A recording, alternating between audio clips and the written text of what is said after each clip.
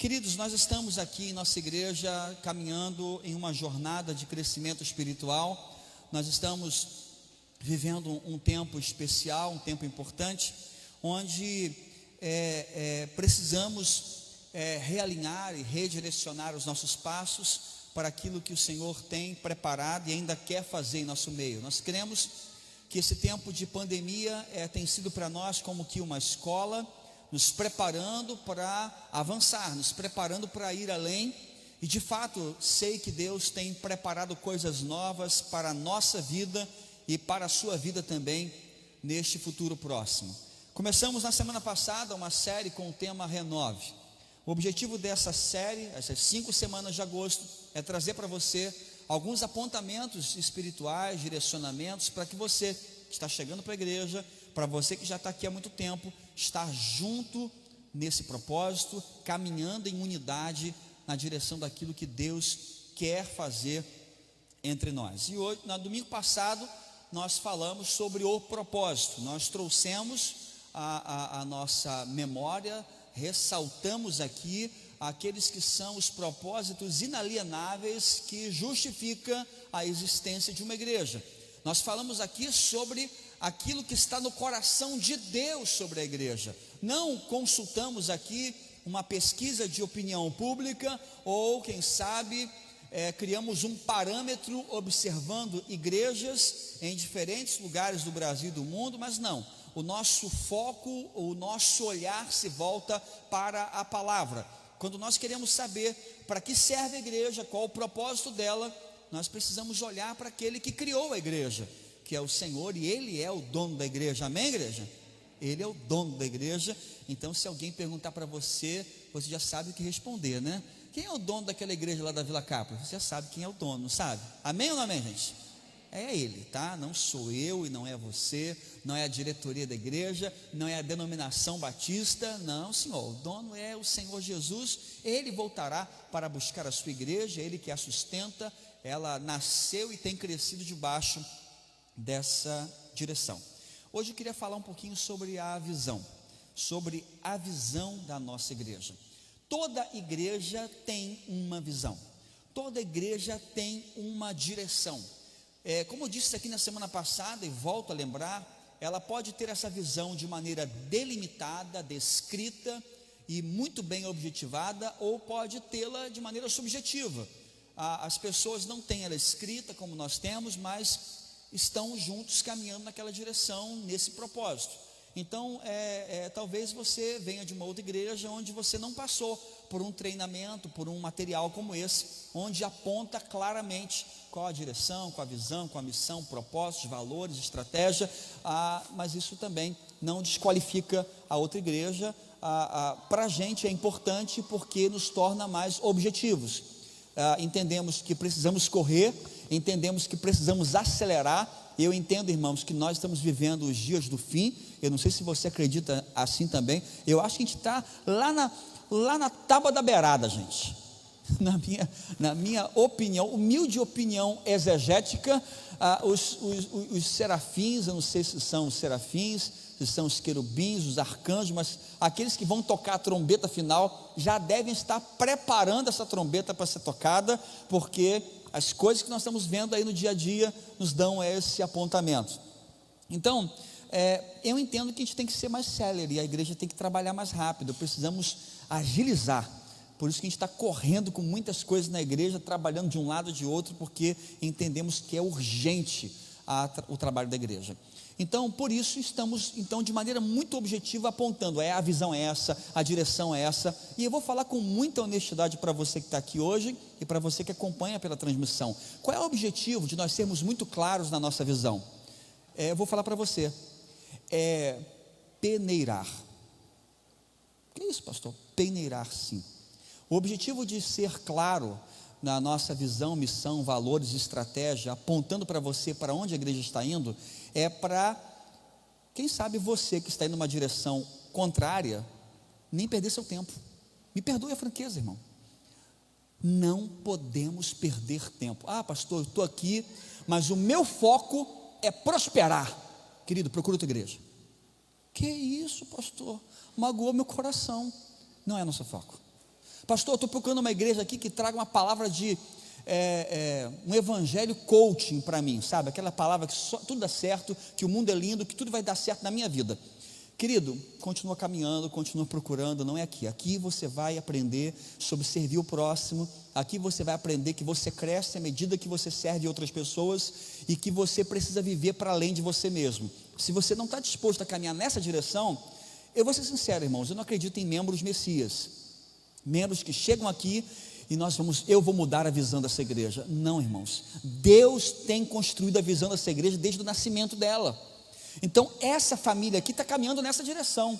Não quero tratar com demérito aqueles que trabalham em outra direção, mas nós aqui queremos servir ao pobre, nós aqui queremos estender a mão ao necessitado, nós aqui queremos abrir projetos sociais em Monte Belo e em outras comunidades que são comunidades de risco.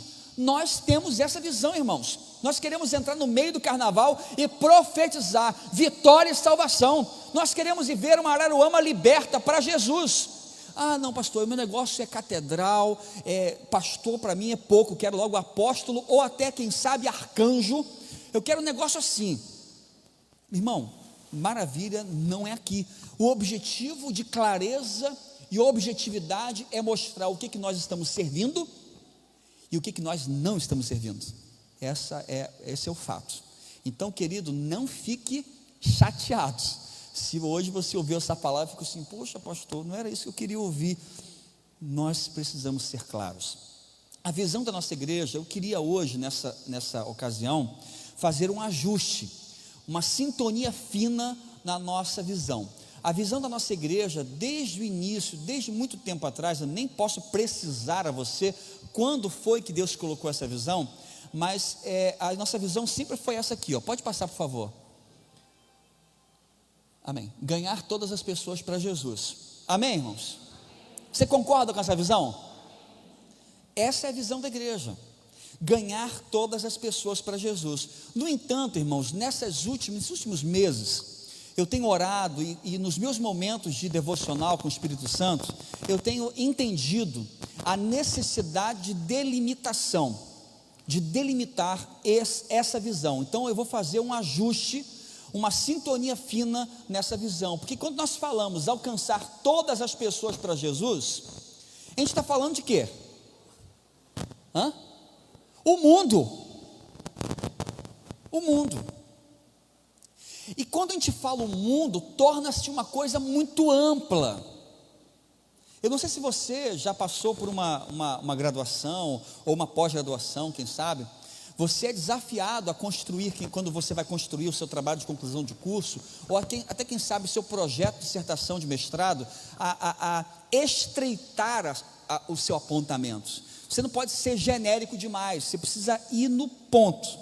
Então, o objetivo dessa manhã, eu queria, a visão continua a mesma, mas eu entendo, irmãos, que quando o Senhor colocou para nós esse apontamento, que nós seríamos testemunhas dele, tanto em Jerusalém, Judeia, Samaria, até os confins da terra, a palavra é muito clara que o objetivo geral é alcançar até os confins da terra, mas ele começa por um lugar. Aí pode passar o próximo slide, por favor. A delimitação vai ser essa, a justa: ganhar a Araruama para Jesus. Amém, irmãos? Quantos aqui concordam com essa sintoniazinha fina? Levanta a mão aí. Glória a Deus. Então estamos pela maioria. Está até parecendo aquela igreja batista, lá antigamente, né, que a gente fazia assim: quantos favoráveis? Levanta a mão. Assim, não, contrários, não há. Então que bom que nós decidimos isso aqui hoje, né? Não colocamos sobre a mesa para deliberar depois, como fazia antigamente, mas entendemos que a igreja existe com um foco primordial. O foco primordial da igreja é alcançar a sua Jerusalém, irmãos. Se a nossa igreja evangelizar Guiné-Bissau e ganhar Guiné-Bissau para Jesus e perder Araruama, nós perdemos o propósito de existência nesse lugar. Porque uma igreja precisa ser bíblica, ela precisa ser relevante para o seu contexto, para o seu lugar. Deus quer usar essa igreja aqui para abençoar Araruama, irmãos. O nosso foco primeiro de todas as nossas ações, sejam elas evangelísticas, sociais, ministeriais, se direcionam para alcançar as pessoas dessa cidade. É claro que nessa trajetória vamos tocar pessoas de municípios vizinhos, abençoar pessoas de comunidades, quem sabe um pouco mais distantes, mas o centro, o pequeno alvo, né, quando você olha aquele alvo grandão, né, tem aquela, onde fala que acertei na mosca, a mosca é o ponto mais central do alvo, é alcançar essa cidade para Jesus. Podemos alcançar lá fora, mas se perdermos aqui, perdemos o nosso propósito, porque a palavra diz tanto em Jerusalém, Judeia, Samaria, até os confins da terra, existe uma ordem de prioridade. Então precisamos começar alcançando a nossa cidade. Na semana passada nós falamos um pouco sobre o propósito. O propósito nada mais é que o alvo que a igreja tem. Quando falamos aqui sobre a importância da igreja adorar a Deus, celebrar a Deus, conviver na comunhão, a igreja servir uns aos outros, compartilhar de Jesus, se envolver em ações ministeriais mais objetivas, nós falamos aqui sobre aquilo que Deus quer que façamos como igreja, sobre os propósitos de Deus para a igreja. Nessa manhã eu queria, quem sabe, direcionar você em outro pensamento. Queria que você tentasse visualizar esse alvo. Quando apresentei esse projeto para a igreja, eu trouxe aqui para frente, há muitos anos atrás, não sei se você é dessa época, né? Mas se você é dessa época, levanta a mão aí, que eu trouxe um alvo, igual um alvo de arco e flecha aqui para frente. Quem estava nessa época na igreja aqui? Tem alguns senhores idosos lá atrás que participaram dessa época, e eu botei um alvo aqui, que é o alvo da igreja, para onde a gente está olhando. Eu coloquei lá, o celebrar, o conviver, cuidar, crescer e compartilhar, e trouxe também aqui para o púlpito um arco, sabe o arco, você está vendo a Olimpíada aí, você viu a Olimpíada? Viu? Arco e flecha, trouxe arco e flecha aqui para frente. Aí o pessoal ficou meio preocupado, pastor, meio louco, né? Para tirar uma flecha aqui e jogar em cima do irmão desse custa pouco, mas o objetivo é mostrar que esse alvo, ele pode permanecer em um lugar de maneira irrelevante. Esse alvo pode ser esquecido, esse alvo pode ser ignorado. Então eu preciso me empenhar para acertar o alvo, e para eu acertar o alvo eu vou usar um elemento de impulsão, e vou usar a flecha que vai tocar o alvo. A flecha representa então as nossas ações, o que nós podemos fazer, o que nós precisamos fazer para chegar no alvo de Deus para a sua igreja. Eu separei um texto aqui de 2 Reis, capítulo 13, versículo 15 a 17, que diz assim: e Eliseu lhe disse: traga um arco e algumas flechas. E ele assim o fez. Pegue o arco em suas mãos, disse o rei de Israel. Quando pegou, Eliseu pôs as suas mãos sobre as mãos do rei e lhe disse: abra a janela que dá para o leste e atire. E o rei o fez, e Eliseu declarou: essa é a flecha da vitória do Senhor. Esse texto é só para dizer, para pegar essa palavrinha, flecha. Ele usou esse elemento para poder dar uma instrução didática ao rei de Israel, mostrando que o Senhor estaria lutando, pleiteando por ele, assim também como nós precisamos hoje, quem sabe, entender que o Senhor também está lutando por nós, e que nós precisamos fazer nossa parte. Aqui nesse texto, o rei de Israel foi duramente criticado pelo profeta, porque fez com muito mau gosto, ele fez com muita incompetência aquilo que o Senhor queria que ele fizesse. Não fez tudo o que poderia fazer, não se esforçou para ir um pouco mais além, e nós também precisamos então estar atentos para fazer tudo aquilo que o Senhor tem para nós. Eu preparei dentro dessa palavra flecha um acróstico com todas as ações que nós precisamos ter para ser objetivos na nossa missão como igreja. Primeira ação da igreja: foco. Para a igreja alcançar o alvo de Deus, para nós alcançarmos a visão que o Senhor tem para nós nessa cidade, precisamos ter foco na missão que o Senhor nos confiou. Irmãos, se cada um de nós ficar apontando para uma direção, se cada um de nós aqui nessa família começar a marchar em uma direção, nós não teremos êxito. Se uma família não tem unidade, ela não tem êxito. Se uma empresa não tem unidade, ela não vai ter vitória. Você entende isso? Que a unidade, ela é indispensável para que você seja bem sucedido em qualquer coisa. Se no casamento o marido está querendo gastar, vamos fingir assim, e a mulher quer economizar, vamos fingir assim. Vamos acreditar que essa é a ordem certa. Se um está indo para uma direção, outro está indo para outra, você acha que esse vai dar certo? Não vai dar certo. Se numa empresa, alguns funcionários estão empenhados para fazer acontecer e outros estão dando para trás, essa empresa vai para frente? Não vai, irmão. Não vai. Por que o Brasil, irmãos, está sofrendo tanto? Por que o Brasil está tão parado? Por que o Brasil não prospera? Você tem noção do poder que a nossa nação é? Você tem noção do poder que a nossa nação tem?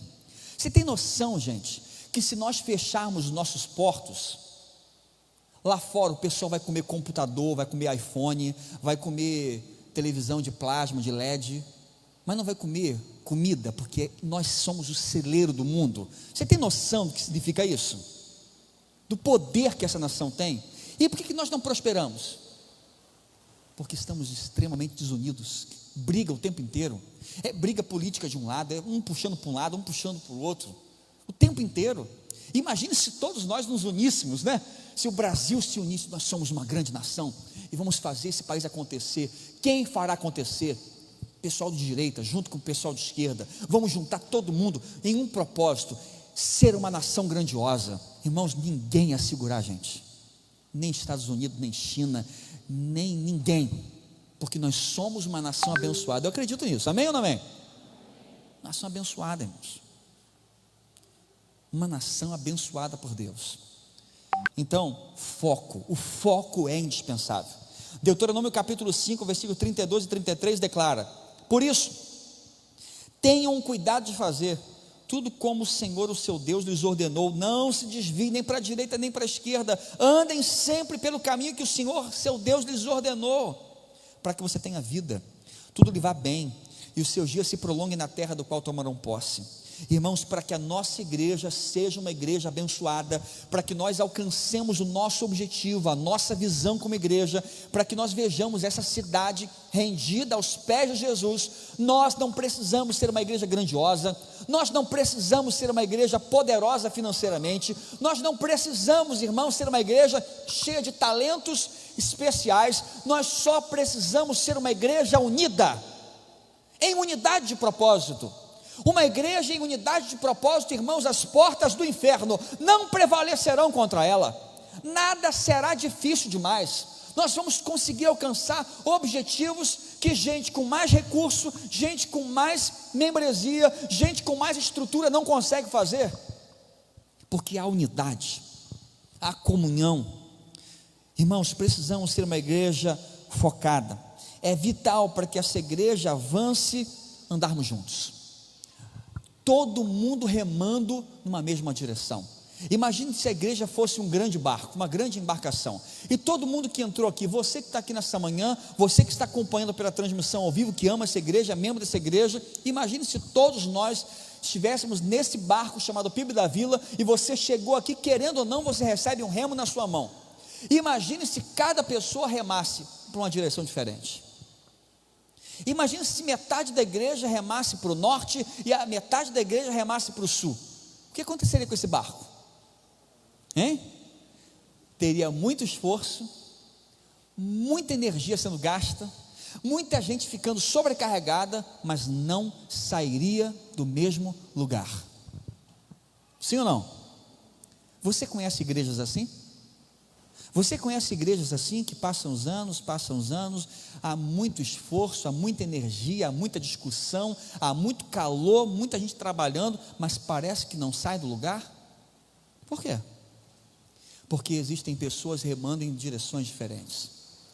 Para que nós cheguemos, irmãos, a algum lugar, precisamos ter no nosso coração o seguinte pensamento: olha, eu tenho aqui na minha mão um remo enorme, e vou remar e vou jogar esse barco para frente. E você entrou aqui agora e fala assim: pastor, eu estou chegando aqui agora, eu ganhei um remo pequenininho assim, mas eu vou remar na mesma direção. E se todos nós olharmos assim, seremos imparáveis, irmãos. Não haverá limite para a nossa igreja. Justamente o que o apóstolo Paulo nos disse: irmãos, não penso que eu mesmo já tenha alcançado, mas uma coisa eu faço, esquecendo-me das coisas que ficaram para trás, avanço para as que estão adiante de mim, prossigo para o alvo. Prossigo para o alvo. Eu não estou passeando pelo mundo, eu não estou sem um projeto, sem uma rota específica. Eu tenho um alvo, nós temos um alvo. E pastor, qual é o alvo? Nós queremos ganhar Araruama para Jesus. Pronto, falei. Pastor, estou aqui, eu não sei ainda. O que vocês querem fazer mesmo? Queremos ganhar Araruama para Jesus. Nós somos hoje em Araruama 22,02% de evangélicos. Se somos 22,02% de evangélicos, somamos em Araruama hoje, irmãos, uma média de 30 mil evangélicos. Então nós temos hoje um universo de 110 mil pessoas que precisam ser evangelizadas. Temos 110 mil pessoas que precisam caminhar juntos, que precisam conhecer Jesus. Quero fazer um convite para você. Vou fazer 2 vezes, vou fazer agora, vou fazer depois, no final da mensagem. Um pouco mais de um mês atrás, um jovem, ele me procurou, não é da nossa igreja, ele me procurou, pastor, Deus tem colocado no meu coração um projeto de orar por avivamento para a nossa cidade. Nós queremos ver essa cidade rendida aos pés de Jesus e tudo mais, e fui procurar um pastor. E quando cheguei para esse pastor para apresentar esse projeto, outro pastor falou para mim assim: olha, você está pensando em fazer isso? Eu falei assim: então você precisa primeiro, antes de conversar comigo, você precisa conversar com o pastor Leonardo e o pessoal da PIB da Vila, porque eles estão nessa direção. Aí ele veio conversar comigo, apresentou o projeto, estão orando para que Deus promova um avivamento no Brasil. Por que não começando por aqui? Por que não? Hein? Por que não começando por Araruama? E apresentou o projeto, eu falei: estou dentro, não precisa nem falar mais nada, estou dentro, quero participar. Próxima terça-feira agora, depois de amanhã, dia 10 de agosto, nós vamos receber aqui na nossa igreja uma sala de oração. O objetivo deles é esse, sala de oração, igrejas em unidade orando por avivamento. Hoje somos 4 igrejas caminhando em unidade, somos poucos, eu sei, mas vamos começar. E essa foi a orientação que eu dei para aquele jovem. Falei o seguinte: meu filho, você aceita a orientação de um pastor que não é o seu pastor? Eu falei: claro, comece com o que você tem. O que nós temos hoje? Pastor, tem eu, o senhor e o outro pastor. Então vamos começar. Então hoje nós somos 4 pastores, nossa igreja, Igreja Verbo da Vida, Igreja Ministério da Restauração e Bola de Neve. Vamos orar por avivamento para a nossa cidade. Quantos creem que a oração tem o poder de mudar essa cidade? E vamos começar a orar. Terça-feira são 2 horários de reunião de oração, de 6 às 8, de 8 às 10. O que vai ter? Oração. É só você vir aqui e orar. Vai ser dirigido por eles. Essa primeira, para a gente aprender, para a gente caminhar junto com eles. Na segunda-feira passada eu estive junto com o Paulo e o Jean para conhecer o projeto. Na outra igreja, fomos lá. Irmãos, vamos fazer um trabalho lindo e muito em breve vai ter uma unidade de igreja nessa cidade. A gente vai sair daqui, a nossa igreja vai sair daqui para abençoar o pessoal de lá, eles lá vão sair para abençoar a gente aqui, todo mundo orando e abençoando uma vida do outro. Amém, irmãos? Eu creio que esse é o segredo da vitória. Unidade de propósito. É unidade de propósito. E a igreja precisa andar em unidade. Então, para que a igreja avance, precisa ter foco na missão. Tem que ter foco. Segundo, lares mobilizados. O que é isso? Tem que envolver a sua casa, irmãos. Para que a igreja alcance o seu propósito, nós não podemos restringir a ação de Deus ao templo. Precisa acontecer de casa em casa. Eu creio, irmãos, que a mesma graça, ou até maior, que o Senhor tem derramado aqui nesse lugar, Ele vai derramar na sua casa, amém? Você recebe essa palavra? Na sua família, pessoas se converterão. Na porta da sua casa, pessoas serão libertas, curadas, em nome de Jesus. Então precisa envolver. A nossa igreja começou, irmãos, com um grupo pequeno. Essa igreja começou com uma célula na casa do pastor Saulo Luiz, que ficava aqui uma rua depois. Começamos com 5 pessoas, começamos com poucas pessoas, nas casas, de casa em casa, e a coisa foi crescendo, Deus foi abençoando, e assim precisamos continuar caminhando, irmãos. A Bíblia fala em Atos 2,42, todos os dias, no templo e de casa em casa, não cessavam de ensinar e proclamar que Jesus é o Cristo. Existe aqui uma estratégia. A igreja se reúne no templo, na grande celebração, mas precisa cultivar pequenos relacionamentos, grupos de relacionamento, que nós vamos começar a chamar de células, que são unidades menores do corpo. Nós não somos o corpo de Cristo, amém ou não amém? Então a célula é a unidade menor, e é um organismo vivo, que precisa se multiplicar, que precisa ser alimentado. A nossa igreja, irmãos, caminhou esse tempo todo com grupos pequenos, o tempo inteiro. Paramos por causa da pandemia, mas vamos voltar, amém? Precisamos voltar. Próximo domingo, a palavra que vou trazer na parte da manhã vai ser sobre esse assunto, e vamos dar o start definitivo em nossos pequenos ajuntamentos. Irmãos, pequeno grupo é uma bênção. Pequeno grupo é uma bênção. Eu não sei quantos aqui já participam ou já participaram de um pequeno grupo. Levanta a mão. Irmãos, pequeno grupo é bênção demais. Para você ter ideia, no meu pequeno grupo eu não sou o líder. No meu pequeno grupo eu sou ovelha, e sou ministrado, irmãos, pelos membros da igreja. Olha que legal, eu acho isso fantástico. No meu pequeno grupo eu sento para receber, e os irmãos da igreja ministram na minha vida. Eu falo amém, eu recebo, glória a Deus. Que coisa linda, irmãos. Esse é o modelo de igreja que nós precisamos. Sabe por quê? Porque pastor também precisa ser ministrado. Você sabia disso? Você sabia que, pastor, eu vou lá para receber do pastor, a oração do pastor, é o abraço do pastor, é o bom dia do pastor. Aí o pastor fica cansado, irmãos. Qualquer pastor cansa. Por que você está vendo por aí tantos pastores desistindo do ministério? Tantos pastores abandonando os seus ministérios? Pastores com ansiedade, depressão, síndrome de pânico, pastores que não conseguem mais pastorear, de tão adoecidos que estão. Por quê? Porque carregam sozinhos um fardo que não dá para carregar. O pastor tem que ser alimentado também. Por isso que não tem a menor vergonha de falar isso. No meu pequeno grupo eu sou ovelha, eu não sou pastor.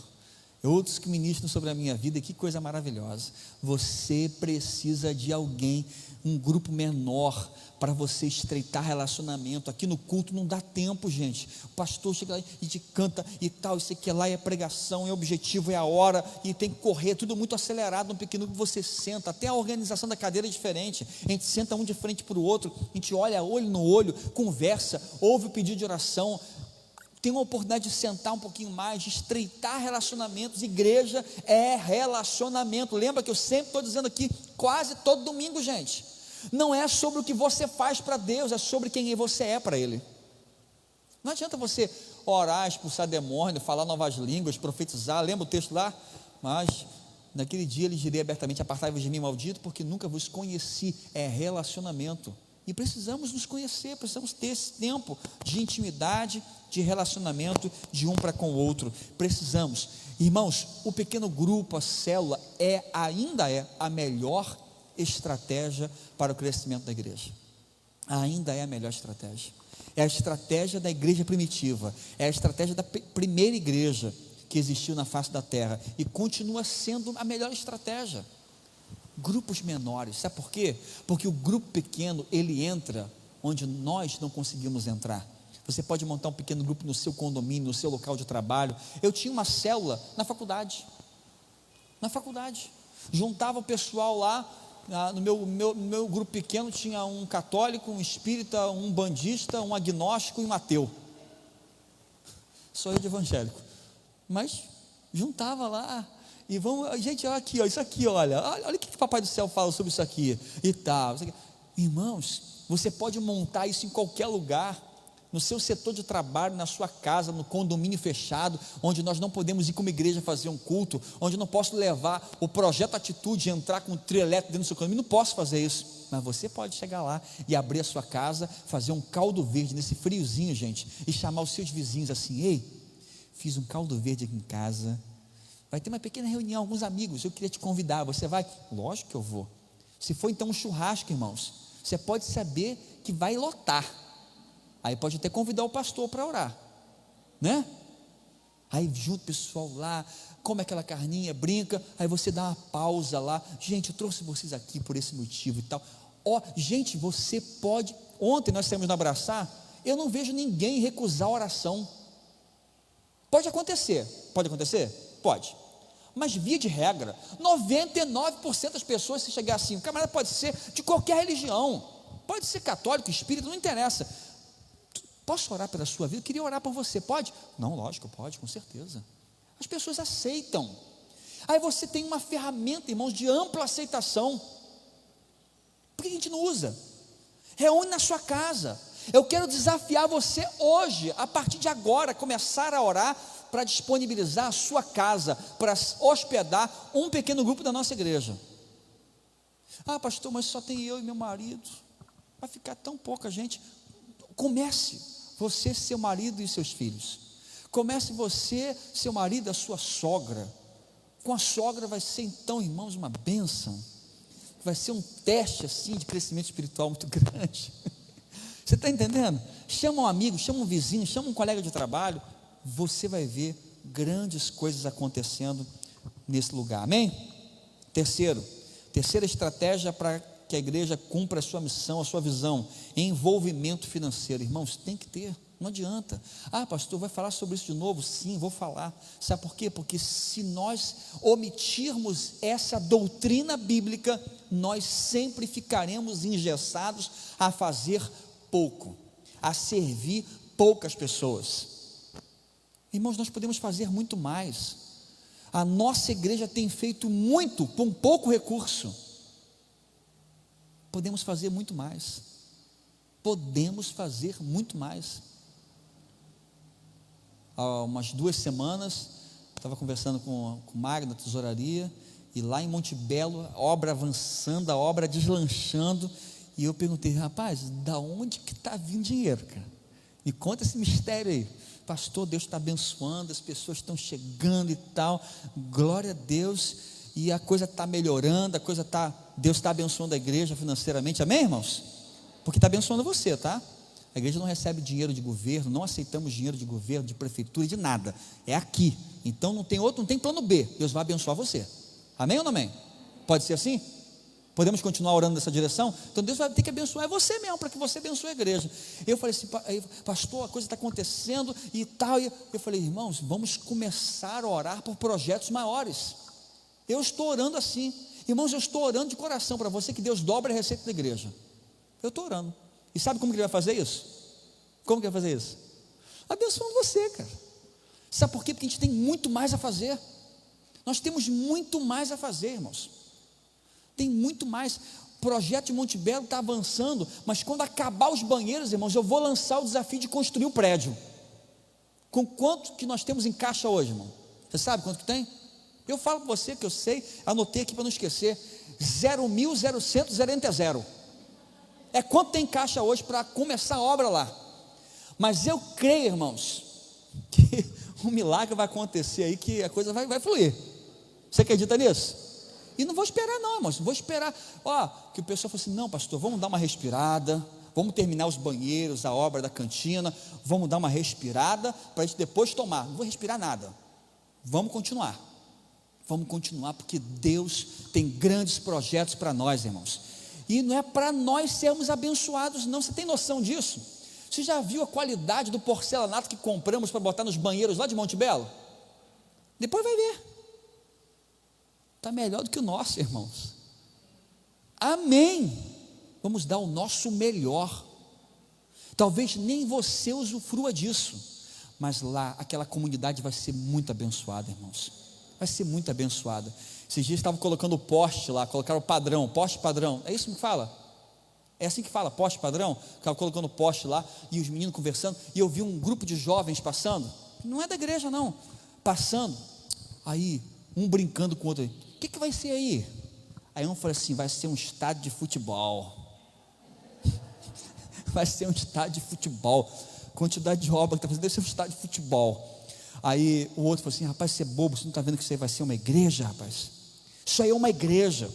Sabe o que significa isso? Que a comunidade está passando e está olhando o que nós estamos fazendo lá. Eles estão vendo a dedicação, o zelo que nós estamos colocando ali.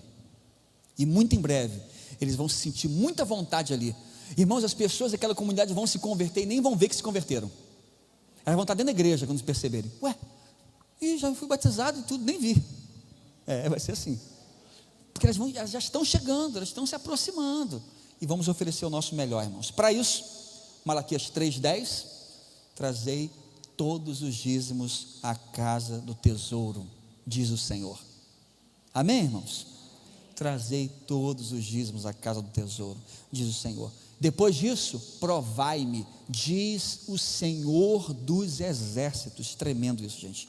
Se eu não vou abrir sobre a sua vida as comportas do céu. Já ensinei esse texto, gente.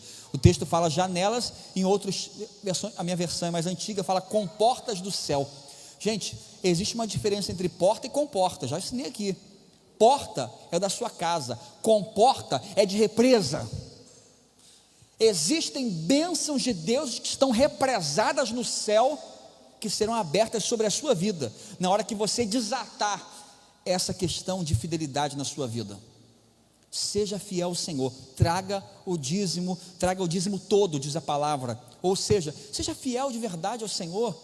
Pastor, mas eu não sei o que é o dízimo. É a 10ª parte do que Deus lhe deu. Ah, pastor, mas é sobre o ganho bruto ou o ganho líquido? Eu não sei, você quer ser abençoado no líquido ou no bruto? Hein? Onde você quer ser abençoado? Onde que você quer que Deus interfira na sua vida? Então faça conforme aquilo que Deus colocou no teu coração, com alegria, com generosidade. E a promessa do Senhor para nós é essa: Ele vai abrir, Ele vai abençoar. Irmãos, eu creio que Deus está procurando pessoas que sejam canais de bênção, que não queiram só reter, acumular, mas que queiram fluir. O que nós estamos semeando hoje, irmãos, nós não temos noção do que vai acontecer no futuro. O que nós estamos semeando na vida de crianças, adolescentes, jovens, quem sabe daqui a 10, 20 anos vocês vão ver, e você vai falar assim: nossa, eu fiz parte disso. Que privilégio eu tenho de fazer parte de algo tão maravilhoso. Por isso eu peço a você, ore por esse assunto e participe mesmo. Se você é dessa igreja, se você ama essa igreja, se escolheu ficar aqui, eu quero, irmãos, convocar você para que a nossa igreja seja uma igreja 100% fiel ao Senhor nos dízimos, nas ofertas. Eu quero ouvir um amém bem forte aí. Glória a Deus. Irmãos, quando essa igreja foi construída, irmãos, poucos aqui de vocês estavam naquela época. Quando essa igreja foi construída, nós éramos um grupo de menos de 20 pessoas. Lançamos um projeto de construção para esse prédio aqui. Esse prédio, éramos 20 pessoas, poderíamos fazer um templo para 100 pessoas, seria muita fé, 5 vezes a membresia, mas não. Lançamos o desafio, falei: irmãos, eu vou construir no limite máximo de tudo que eu puder construir, eu vou construir um prédio para o máximo que der aqui. O espaço que a gente tem esse, eu vou construir o máximo, porque não vai dar, e o Senhor vai abençoar essa igreja. Naquela época éramos 20 membros, irmãos. Lançamos o desafio de construção desse prédio, que primeiro colocou um galpão pré-moldado. Hoje você não vê, porque a estrutura já ocultou isso. Na época, irmãos, a parcela do galpão pré-moldado era R$ 1.500. Sabe qual era a entrada total da igreja? R$ 500. E a nossa igreja era a congregação da primeira igreja Batista do Centro. E eu falei lá: pode ficar tranquilo, a nossa igreja vai pagar todas as parcelas e não vai faltar nenhuma. E assim aconteceu, irmãos. E assim aconteceu. 20 pessoas unidas em propósito, todos eram dizimistas. Crianças entregavam dízimo e oferta na igreja, que é uma coisa que você tem que fazer na vida do seu filho, tá? Seu filho não vai aprender generosidade se você não ensinar. Seu filho aprende tudo que você faz. Coisa ruim não aprende. E coisa boa. Então ensine o seu filho a ser generoso. Ensine o seu filho o valor do dízimo da oferta. Ministro, irmão, vamos fazer isso domingo à noite. Hoje, se você for dizimar à noite, faça isso. Pega lá, bota R$2, R$5, R$10, dá para o seu filho, ensina ele, vem com ele, me dá a mãozinha. E meu filho, vai lá, olha, isso aqui papai do céu vai te abençoar. Então, ensina isso para eles. Isso é tremendo. Isso vai gerar no coração do seu filho um caráter formado para servir a Deus. Ele será um homem, uma mulher segundo o coração de Deus no futuro, amém? Eu vejo tanta gente preocupada em semear da vida do seu filho, curso de inglês, de informática, eu sei que é lá, mas não ensina coisas que são importantes demais para o futuro, a ser generoso. Faça isso, irmãos. Eu quero lançar esse desafio para você hoje também. Toda igreja. Ah, pastor, mas hoje eu não tenho renda nenhuma, eu estou vivendo do auxílio emergencial. Coloque a 10ª parte. Pastor, eu estou vivendo de pequenas vendas que eu faço. Coloque lá o seu pouquinho, mas coloque com fé, com alegria, com gratidão, porque Deus vai abençoar você, meu irmão. Deus vai abençoar. Entenda isso, não é para essa igreja, é para o Senhor. E Ele prometeu para você: provai-me, diz o Senhor, se eu não vou abrir as comportas do céu. Depois você vem dar testemunho. Depois você vem dizer o que Deus fez na sua vida. Amém? Quarto, cada membro um ministro. Estou correndo, gente, vamos lá. Cada membro um ministro, é um outro valor inegociável para que essa igreja alcance o seu alvo, a sua missão, a sua visão. É o entendimento que ministro não é o pastor, ministro, ou não é só o pastor, não é só os líderes da igreja. Você é um ministro do Evangelho de Jesus. Todos nós somos ministros, irmãos. Segundo os Coríntios 3, 5 e 6, não que possamos reivindicar qualquer coisa com base nos nossos próprios méritos, mas a nossa capacidade vem de Deus. Ele nos capacitou para sermos ministros de uma nova aliança, não da letra, mas do Espírito, porque a letra mata, mas o Espírito vivifica. Irmão, se você acha que o propósito de Deus para a sua vida aqui nessa igreja, se você chegou aqui, olha pastor, eu estou sendo tão abençoado aqui, olha que bênção, eu vim para cá, eu sento nessa cadeira preta e eu recebo, oh que coisa boa, é aqui que eu quero ficar sentadinho recebendo. Desculpa frustrar os teus planos. Deus tem um propósito maior para a sua vida. Deus quer levantar você dessa cadeira para servir pessoas, para ser um instrumento para a salvação de vidas. Ei, você será usado por Deus de maneira e em lugares que você nem imagina. Para todo, essa palavra é para todos que estão aqui. Mas pastor, eu tenho tanta vergonha de falar. Então o ministério que Deus tem para você não vai ser esse, vai ser outro. Mas Deus tem um ministério para você aqui, porque absolutamente tudo que está no corpo tem função e propósito. Não existe nada que fique no corpo inerte, sem um propósito, sem vida. Se você está no corpo de Cristo, você tem alguma função. Não sei se já aconteceu com você, ou se é coisa que isso acontece comigo. De vez em quando, eu vou dormir, parece que eu crio uma revolução na cama. Eu rolo para um lado, para o outro, boto o braço para um lado, para o outro. Às vezes eu durmo por cima de um braço e acordo com o braço dormente. Já aconteceu com você isso? Mas muito dormente, gente. E gente, que coisa estranha é você acordar com o braço dormente. Parece que você está carregando um troço morto, né? Um boneco de posto assim. O negócio não obedece, você fica andando assim, até o sangue chegar lá. Eu não sei como que é, mas é estranho. Quero dizer para você que Deus não tem um ministério de boneco de posto para você nessa igreja, não, irmão.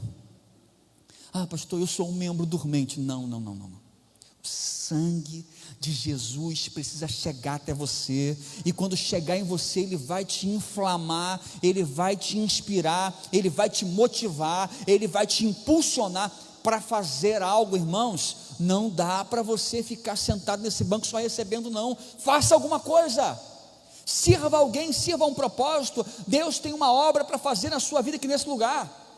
Eu me lembro que em 2008 fui conhecer a Igreja Batista Central em Fortaleza, a igreja do pastor Armando Bispo, e cheguei naquela igreja, uma igreja grandiosa, irmãos, são 8.000 membros, uma igreja linda, maravilhosa. Eles não têm templo, eles têm uma tenda enorme, que cabe 8.000 pessoas, e o terreno da igreja é uma coisa incrível, irmãos, vale a pena a visita naquela igreja.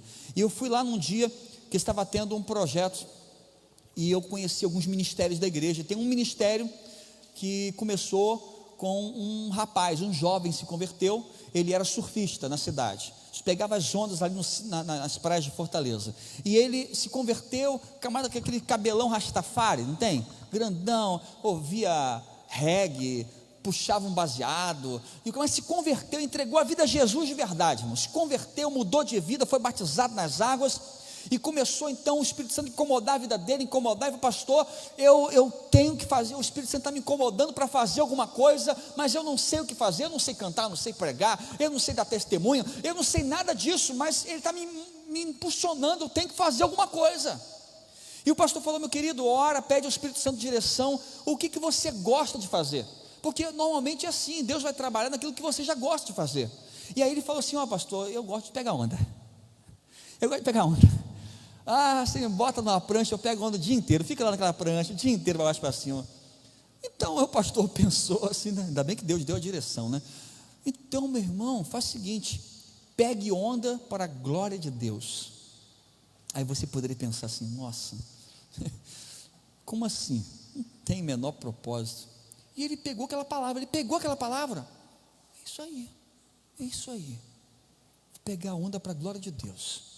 Foi para a praia, chamou 2 amigos perturbados, chegou, parou na praia, eles passam um negócio na prancha, não sei, no início lá, fica alisando aquela prancha com, acho que deve ser um sabonete para escorregar, não sei o que eles botam na prancha, e ficou lá e tal, e o pessoal preparou, quando ia entrar, ele chamou os 2 colegas dele e falou assim: peraí rapidinho, antes da gente entrar na água, eu queria fazer uma oração aqui, para Deus abençoar nosso dia, para vir mais onda bem bacana, assim, para a gente pegar, e vamos, aí os caras, tá doidão, é?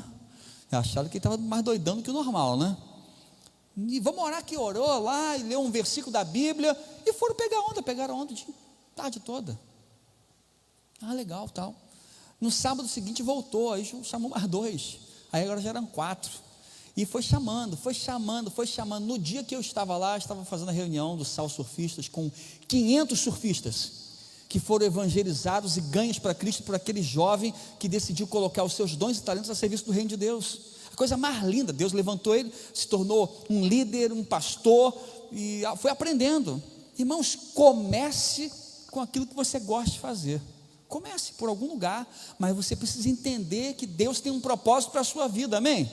Deus quer usar você em alguma coisa, eu não sei o que, não pergunta para mim não, mas eu sei que Ele vai usar você nessa igreja aqui por algum propósito. Deus trouxe você para cá, é porque Ele tem um propósito para a sua vida, amém ou não amém? Deus vai usar você para você ser ministro do Evangelho, para ser bênção na vida dessa igreja. Querido, vou avançar. 5º, habilidosa oração. Para que essa igreja alcance o seu objetivo, para que essa igreja alcance a visão, o alvo dela, para que essa igreja alcance a Araruama para Jesus, irmãos, nós precisamos orar mais.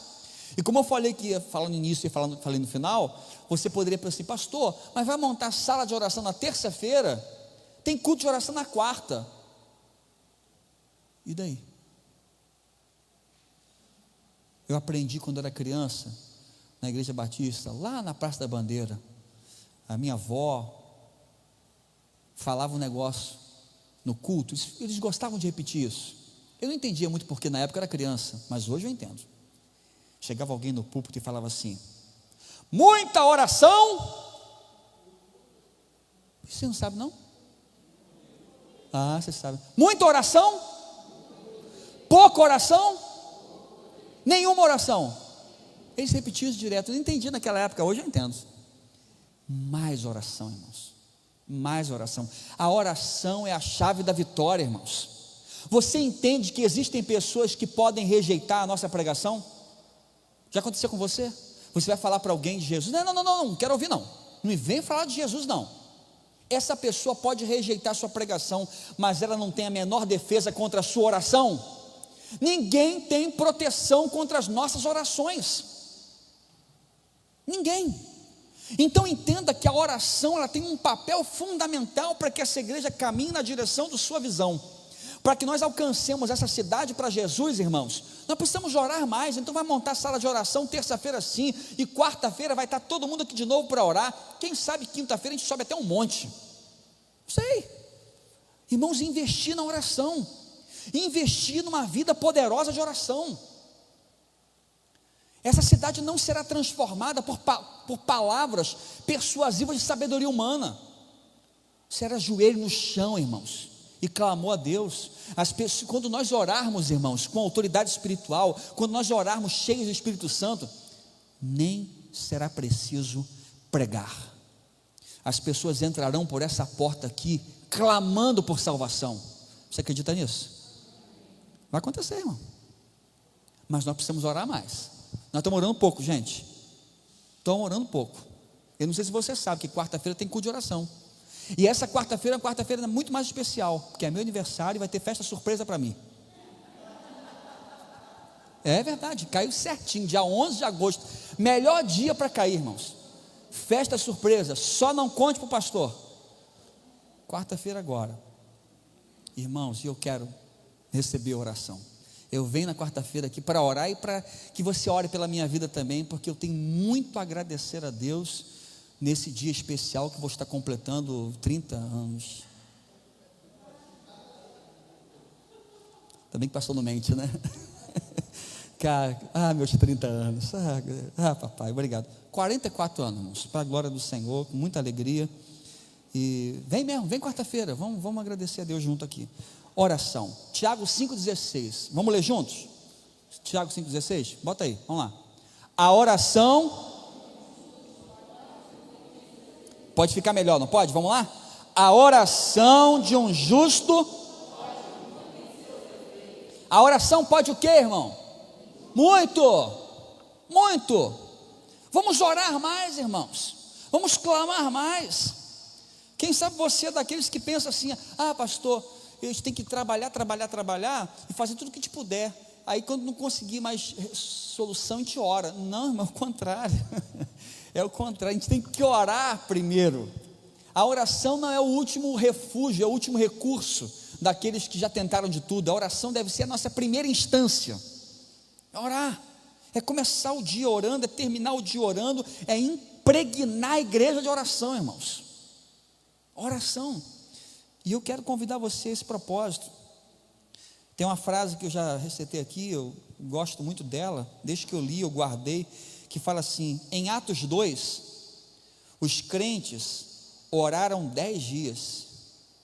A seguir, Pedro pregou 10 minutos e 3.000 pessoas foram salvas. Você tem noção, gente, que Pedro, quem era Pedro? Pedro era um camarada inculto. Pedro era um camarada que, se estivesse num púlpito pregando hoje, ele falaria assim: nós fumo. Pedro, ele não tinha cultura. Aí você vê hoje no púlpito das igrejas pessoas cheias de conhecimento, pregando, e ótimos pregadores da palavra, e pouco resultado. Sabe por quê, irmão? Porque não é palavra de sabedoria humana. Não é palavra de sabedoria humana, não. É demonstração de espírito e poder. Se o pregador não estiver aliançado com o Espírito Santo, irmão, é só palavra ao vento. É só palavra ao vento. Tem que estar cheio do Espírito Santo. Atos 2, os crentes oraram 10 dias. Pedro pregou 10 minutos. 3.000 pessoas foram salvas. Hoje, as igrejas oram 10 minutos, pregam 10 dias, e 3 pessoas são salvas. Tu já ouviu alguma pregação do Billy Graham? Já ouviu? Vai no YouTube, vê se você consegue pegar. Irmãos, que mensagem simples. Eu ouço a palavra daquele pastor, fico pensando: meu Deus, não justifica 10.000 pessoas se converter, não tem lógica isso. Pregação simples, irmãos. A pregação evangelística mais simples do mundo, cheia de unção. 10.000, 100.000 se convertem. Nós queremos alcançar aroma para Jesus, sim ou não? Amém? Como é que você acha que a gente vai conquistar isso? Nós vamos fazer uma grande série de conferências, vamos trazer aí um grande pregador. Não, Deus vai usar você mesmo. Deus vai usar você. Cheio do Espírito Santo. Não precisa chamar mais ninguém. Você vai dar conta desse recado. Nós precisamos orar, irmãos. Orar crendo no poder de Deus. Crendo no poder de Deus. Satanás treme quando vê o crente mais fraco de joelho. Não tem nada que ele teme mais do que uma igreja de joelhos. Aprendi com o saudoso pastor e doutor Ebenezer Soares Ferreira, que faleceu semana passada, reitor do Seminário Teológico Batista Sul do Brasil. E ele dizia para a gente: uma igreja poderosa é uma igreja que está de joelhos enquanto o pastor está pregando, pastor proclamando e a igreja de joelho orando. Essa igreja é imbatível. As portas do inferno não prevalecem contra ela. E para terminar, gente, o último pontozinho da nossa palavra dessa manhã: autoridade espiritual.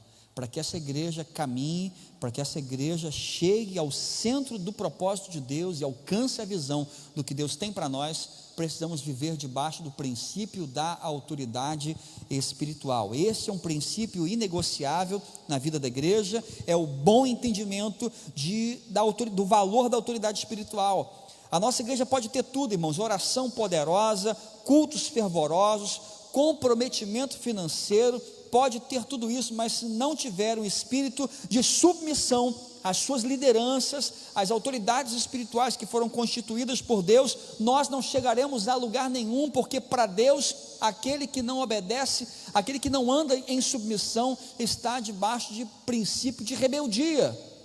Irmãos, precisamos nos submeter. O princípio da autoridade espiritual é um princípio que nos leva ao entendimento de submissão. Assim como nessa igreja, irmãos, vocês têm pastores, líderes. Submetam-se a seus líderes, é o que diz a palavra. Se você escolheu essa igreja para ser sua igreja, submeta-se ao seu pastor. Ah, pastor, mas eu estou vindo da outra igreja lá. Submeta-se então ao pastoreio dessa igreja. Ah, você é membro de outra igreja, submeta-se ao seu pastor. É por isso, irmãos, que aqui na igreja, às vezes, eu já liberei umas palavras muito duras aqui, pessoas que vieram aqui, inclusive foi numa celebração de domingo de manhã, acabou a pregação domingo de manhã, uma jovem veio me procurar: pastor, eu preciso muito conversar com o senhor, quando é que o senhor dá atendimento? E você me conhece, sabe como é que eu respondo? Irmãos, eu atendo aqui toda quarta-feira, todo sábado, se você não puder nem quarta nem sábado, marca qualquer dia que eu venho.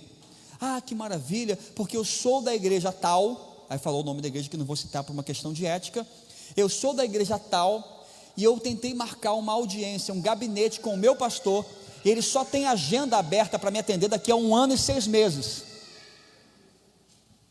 Daqui a 1 ano e 6 meses. Aí, irmão, sabe o que eu falei? Talvez você: nossa, pastor, você falou e eu falei. Falei assim: então, nesse caso, eu não posso te atender essa semana. Mas por quê? Porque você está debaixo da autoridade espiritual de outro pastor. A pessoa pode não respeitar a autoridade espiritual, mas eu respeito. Você é membro de outra igreja, então existe um pastor que está zelando por você. Você não escolheu aquela igreja para ser sua igreja? Escolhi. Então você deve obediência e submissão ao seu pastor. Eu não posso te atender, porque se eu atender, eu estarei violando um princípio que eu gosto de viver, que é debaixo de submissão. Irmãos, eu tenho pastor sobre a minha vida. Eu tenho pastor, vocês sabem, vocês conhecem, pastor Assis, de vez em quando vem aqui, prega, e eu sempre estou lá, no gabinete dele. Quando eu estou na dúvida, eu vou lá chorar lá, e ele puxa a minha orelha com força, irmão. Ele não me poupa não. Tenho 20 anos de ministério, vou fazer esse ano 20 anos de ministério, não me poupa não. Se tiver que falar, ele fala mesmo. E eu abaixo minha cabeça, abaixo minha crista: Senhor pastor, você está certo, perdoa, eu vou obedecer. E ai de mim se não obedecer. Sabe por quê? Porque se eu não obedecer, estarei violando um princípio que eu entendo que é importante para a minha vida, e sei que vou ser abençoado à medida que eu obedeço também. E a mesma coisa funciona para os senhores. Estão aqui, escolheram a PIB da Vila, submeta-se à sua liderança. Liderança primeira, o pastor. Já falei que a nossa igreja entende que não é só pastor que é ministro, nós temos líderes. Então, quando você desrespeita o seu líder de célula, na verdade você está me desrespeitando. Quando você desrespeita o seu líder de ministério: eu não obedeço o líder de ministério, porque eu vou direto ao pastor. Entenda, se você está no ministério de criança, ministério de jovens, ministério de pequeno grupo, ministério de ação social na igreja, lá tem um líder, você precisa respeitar esse líder também, porque isso, irmãos, é uma estrutura que vai abençoar a vida da igreja. Então, honre o seu líder, abençoe a vida do seu líder. Irmão, já pensou se a nossa igreja começar a cada um fazer o que quer e ninguém respeitar mais nada? O que acontece? Não vai prosperar. Não vai prosperar. Então nós precisamos estar debaixo desse princípio espiritual, irmãos, que é bíblico. Hebreus capítulo 13, versículo 17 declara: obedeçam a seus líderes e submetam-se à autoridades deles. Eles cuidam de vocês como quem deve prestar contas. Presta atenção nisso. Quando você chegar no céu, você só vai dar conta da sua vida. Pastor vai dar conta da vida dele, e da igreja que o Senhor confiou a ele. Você gostaria de estar no meu lugar? Você gostaria de estar nesse lugar? Esse pastor é tão lindo, é tão legal, ele vai lá no púlpito, ele prega, e ele canta, que bacana. Essa parte é a melhor parte de ser pastor, gente. Essa parte aqui, se fosse só para fazer isso, você nem precisava me pagar para fazer isso, eu pagava para você. Deixa eu pregar, que é tão bom essa parte. Brabo é de segunda a sábado. Brabo é de segunda a sábado. Vou contar privando nomes. Quando no dia, por exemplo, o pastor Vitor sabe, pastor Vitor foi comigo não. Não sei quem foi, foi Magno, não sei. Brabo é quando no dia 25 de dezembro, você está sentado na mesa da ceia com a sua família, liga um membro da igreja e fala assim: pastor, acabei de matar alguém. Isso é ruim, isso que é difícil. Pastor, matei fulano, o que eu faço? Falei: espera aí que nós vamos juntos na delegacia e você vai se entregar. Chamei um amigo meu advogado, fomos lá juntos e encaminhamos. E a situação aqui, uma situação complexa demais, legítima defesa e difícil. Isso é difícil, irmãos. Essa parte é complicada de ser pastor. Você está entendendo? Então, às vezes, entenda que no culto, na celebração, você não tem noção do que acontece nos bastidores da igreja, irmão. Pastor, eu vi o fulano da igreja fazendo uma coisa errada. Você viu uma pessoa? Nossa, eu vi um monte. Eu vejo toda hora, né? Parece aquele filme Sexto Sentido, né? Eu vejo pessoas mortas. Eu vejo toda hora eu estou vendo os defuntos andando aí. Irmão, é difícil. Então submeta-se à sua liderança. Pastor, mas eu não concordo. Se não concorde, não permaneça. Não concorda? Não permanece. Procure uma igreja onde você vai concordar com a liderança, onde a liderança para você se mostre idônea, onde lhe pregue a Bíblia, onde lhe pregue a palavra. Mas nós precisamos estar, irmãos, debaixo de autoridade espiritual. O diabo hoje tem semeado no coração da igreja um espírito de desobediência às suas lideranças. As pessoas saem de uma igreja para outra e chegam aqui, acham que é bonito chegar aqui falando mal do antigo pastor. E eu tenho um princípio, irmãos, que norteia a minha vida. Eu sei que se a pessoa ficou 10 anos na igreja A e veio para cá, em uma semana fala mal do seu pastor para mim, eu sei que daqui a pouco vai estar falando mal de mim também. Sabe por quê? Porque eu também sou pecador e só falho. Então não fale mal de pastor nenhum. Primeira coisa que eu vou orientar você: não fale mal do seu antigo pastor, não fale mal da sua antiga igreja, abençoe a sua antiga igreja. Se você entendeu que não é mais lá que você tem que caminhar, caminhe aqui, honre aqui e fale bem. Se você achou algum defeito, porque eu tenho defeito, tá, gente? Aviso logo. Tenho defeito e não são poucos, tenho muitos defeitos, tá? Ontem mesmo o pessoal queria doar, lá no Ministério Abraçar, um casaco, o camarada estava com frio, mas o casaco era do Fluminense, gente. Fluminense. Eu me opus. Eu falei: olha, nesse caso, será que não é melhor sentir frio? Né? Fluminense, gente, não merece. O camarada não merece a camisa dessa. Tadinho. E tem gente que fala, né? Pô, pastor, tem um monte de defeito. Tem mesmo, gente. E você não conhece nem metade. A minha esposa talvez conheça um pouco mais do que você.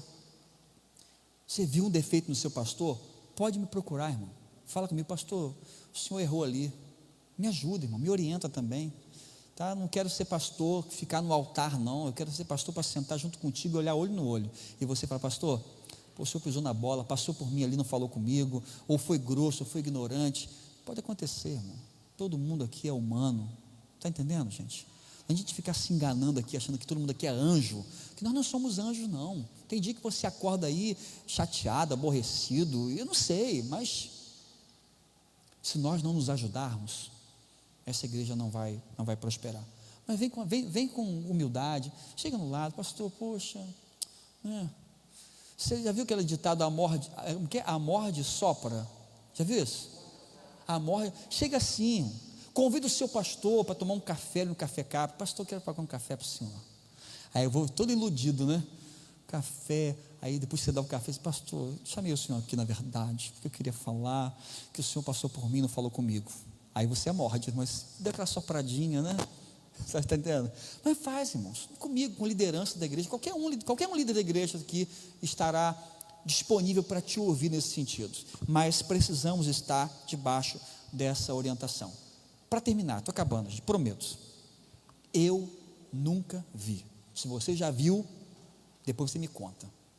Eu nunca vi pessoas se rebelarem e levantarem mão contra o ungido do Senhor e ficar tudo por isso mesmo. Eu nunca vi. Eu nunca vi.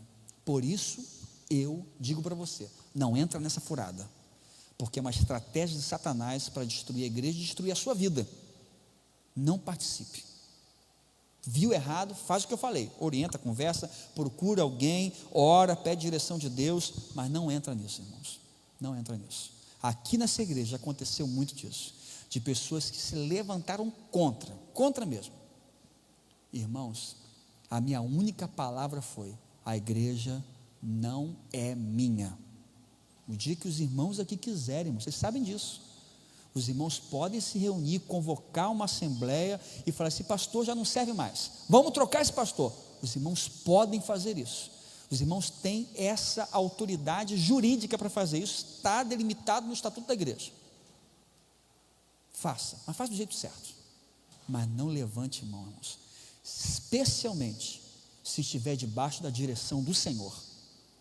Você vai estar lutando contra Deus. Já vi acontecer aqui.